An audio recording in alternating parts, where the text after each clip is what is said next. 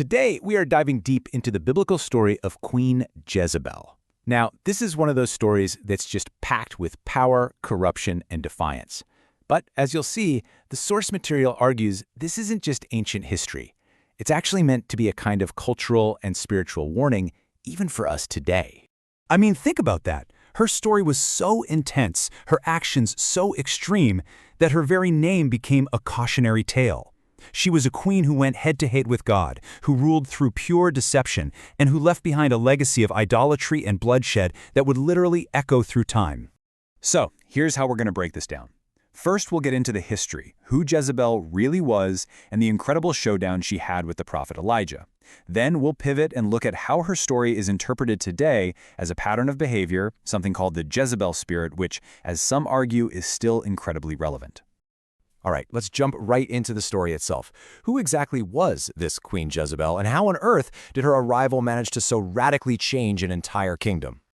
Well, first off, Jezebel wasn't an Israelite. She was a Phoenician princess, the daughter of a king, and she was raised in a culture that was all in on worshiping fertility gods named Baal and Asherah. Her marriage to King Ahab of Israel, that was purely a political move, to lock down trade routes and military support. But that one decision would turn out to be one of the most consequential in all of Israel's history. Now, this is where the central conflict really heats up. See, Jezebel didn't just quietly practice her own religion in the background. Oh no, she launched an aggressive, all-out campaign to completely replace Israel's god Yahweh with the worship of Baal, who was a storm god whose rituals, according to the source, involved things like temple prostitution, all meant to get the gods to bless the land with fertility. And her campaign was systematic and incredibly violent. She built this huge temple for Baal right in the capital city. She personally bankrolled hundreds of his prophets, and then she started actively hunting down and killing the prophets of God. It got so bad that one official, a man named Obadiah, had to hide 100 prophets in caves just to keep them from being slaughtered. Okay, so let's move to the next part. An aggressive push like this war on Israel's traditions, it couldn't go unanswered. The crisis that Jezebel creates really sets the stage for one of the most powerful figures in the entire Bible to walk in, the prophet Elijah. Elijah's first move was a direct shot at Jezebel's god.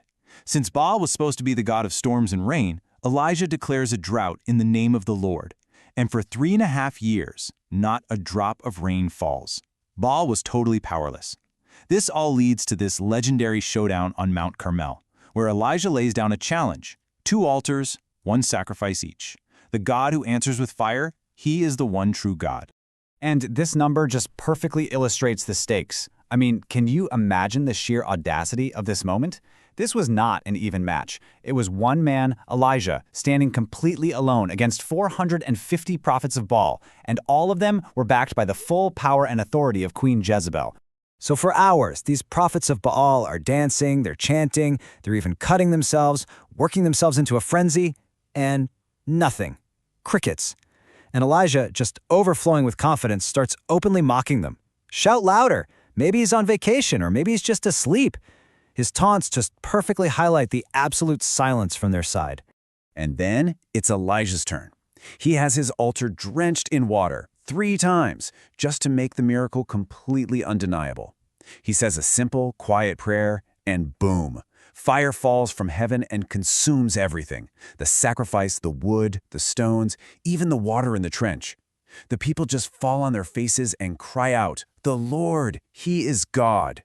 And on that spot, Elijah has all of Baal's prophets executed. Now, you would think that after an undeniable public miracle like that, Jezebel's response would be awe, maybe even fear. But no, it was pure, unfiltered rage.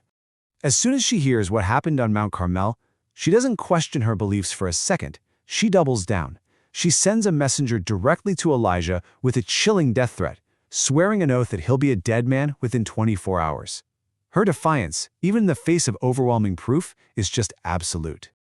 And if you want to see her cold, calculating side, look no further than this next story.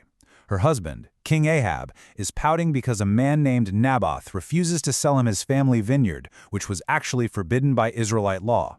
Jezebel just sees this as weakness. She scoffs at Ahab, takes matters into her own hands, forges letters, hires liars to accuse Naboth of a capital crime, and has him and his sons illegally stoned to death. All of this just so Ahab could get his vineyard. Well, this act of pure judicial murder is the final straw. Elisha confronts Ahab and delivers this absolutely terrifying prophecy. Both he and Jezebel are going to meet a gruesome end. He tells Ahab that dogs will lick up his blood in the same place they licked up Naboth's, and as for Jezebel, dogs will devour her. Their entire family line is cursed. Years later, the prophecy comes true. A new king named Jehu rides into the city to execute her. But Jezebel doesn't hide. She doesn't beg for her life. Instead, she puts on her makeup, arranges her hair, and stands at a window to face him down, shouting one last insult. She is thrown from that window, and just as Elijah predicted, her body is consumed by dogs. So that's the gruesome end to her story. But this is where the source material we're working from makes a really fascinating turn. It argues that Jezebel is more than just a historical figure. She actually represents a timeless, spiritual pattern of behavior. In some corners of Christian theology, this pattern is called the Jezebel spirit. Now, it's really important to get this. The source stresses that this is not about gender. It can apply to anyone. It's defined by a very specific set of behaviors, an insatiable hunger for control, using manipulation and rebellion against authority, and at its very core, a hard-hearted refusal to ever repent or admit being wrong. The source then takes this idea and applies it to different parts of modern life. In families, it suggests this pattern might show up as spouses undermining one another. In churches, it could be leaders who refuse accountability.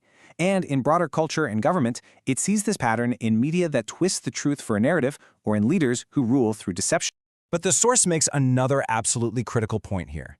Evil like this doesn't just flourish because of active wickedness like Jezebel's, it also needs the passive weakness of people like Ahab. He was the king, but he was complicit in his silence. He gave up his responsibility to stand for what was right, and that created the vacuum for her evil to grow.